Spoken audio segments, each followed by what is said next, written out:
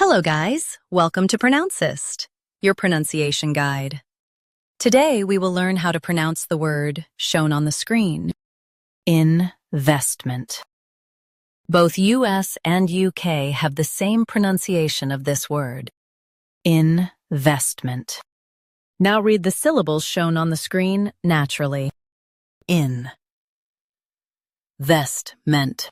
Investment. Emphasize vest and keep ment clear. In. Vestment.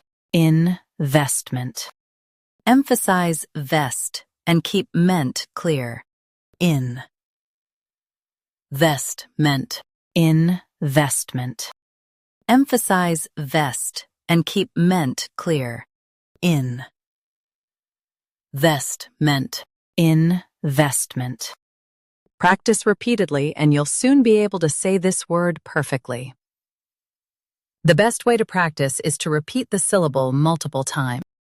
The meaning of the word is putting money into something.